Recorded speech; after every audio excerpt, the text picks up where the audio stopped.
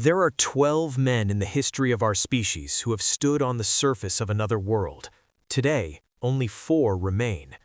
Charles Duke is 89 years old. He knows the clock is ticking. For 5 decades, he has carried memories that don't align with the photographs. He has lived with secrets about the sensory deprivation of space, the terror of a near-fatal mistake, and the crushing silence that followed him home. He saw things up there that cameras couldn't capture. He felt a darkness that no simulation could prepare him for. And now, before the window closes forever, the youngest man to walk on the moon is finally explaining why the most dangerous part of the journey wasn't the vacuum of space, but the emptiness he brought back with him.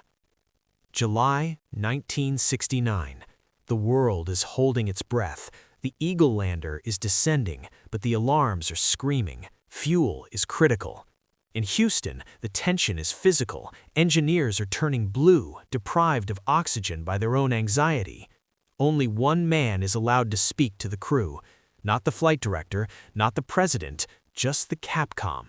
Charles Duke. His southern drawl is the only tether keeping Neil Armstrong and Buzz Aldrin calm as they skirt disaster with 17 seconds of fuel remaining. You got a bunch of guys about to turn blue. We're breathing again. Thanks a lot. Duke talked them down. He helped orchestrate the greatest feat in human history. But as the world celebrated, Charles Duke felt the sting of the invisible man. He was the voice, but he wasn't the feat. He was separated from his dream by a pane of glass and 240,000 miles of vacuum. He described it as a father watching his children take their first steps, proud but desperate to be the one walking. It would take 3 years in a mission that history largely forgot for Duke to cross that divide. April 1972. Apollo 16. Charles Duke becomes the 10th and youngest human to step onto the lunar surface.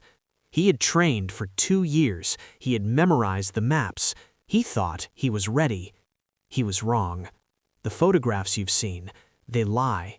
Cameras on the moon were set to expose for the bright surface, crushing the background into a flat darkness. But the human eye sees the truth.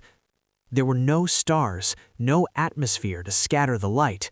Duke looked up and saw a void so absolute, so aggressive, it felt like staring into oblivion. The contrast was brutal. The ground was blindingly white, the shadows were ink black. There was no gray, no softness, just a razor-sharp division between existence and nothingness. And then came the realization that shattered the romance of the mission.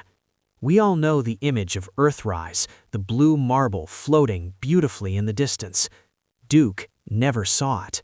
From his landing site in the Descartes Highlands, Earth was directly overhead. But inside the pressurized suit, looking straight up is impossible. It's like being trapped in a concrete fishbowl. He was standing on an alien world, stripped of the one view that reminds astronauts of their humanity. He was completely alone. Isolation invites madness, or perhaps just arrogance. On the final day, after 70 hours of perfect execution, Duke and Commander John Young decided to celebrate the Moon Olympics. In 1/6 gravity, you feel like Superman. Duke, weighing over 300 pounds in his suit, felt as light as a feather. He decided to jump. He launched himself 4 feet into the air. It was a moment of pure euphoria. Then, physics collected its debt. The heavy life support backpack shifted his center of gravity. He wasn't just falling, he was rotating backward. On his back was the PLSS. It contained his oxygen, his cooling water, his radio.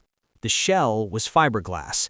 If he landed flat on his back, the tanks would rupture. There is no ambulance on the moon. There is no rescue.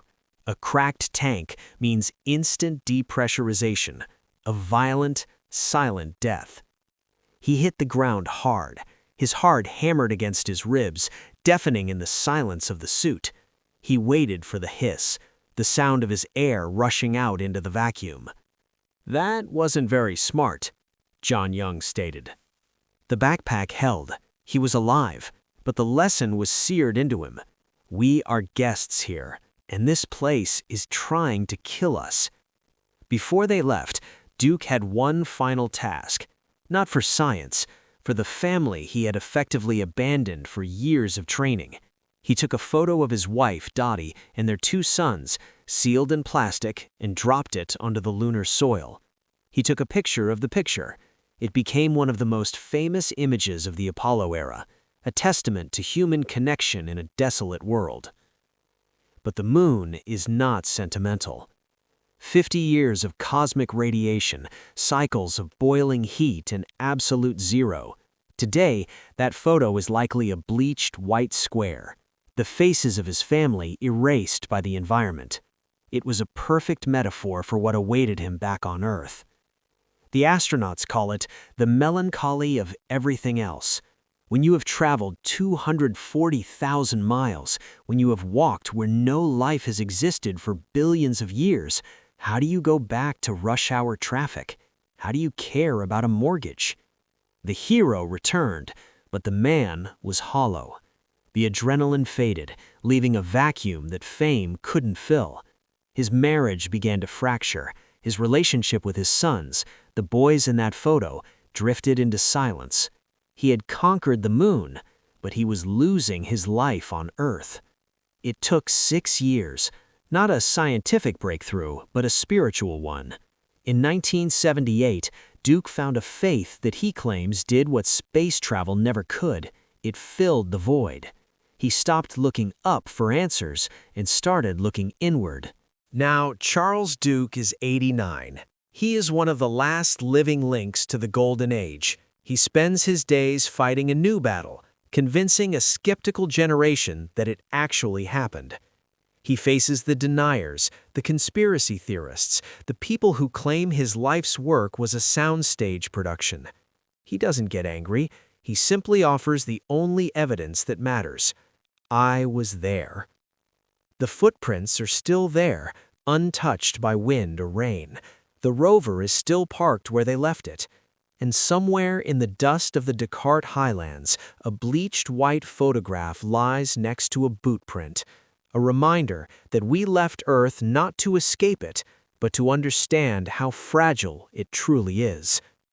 Charles Duke knows his time is short, but he isn't afraid of the dark anymore. He knows what's waiting in the void. The moon was just the first step. If this story of the edge of human endurance moved you, subscribe and turn on notifications.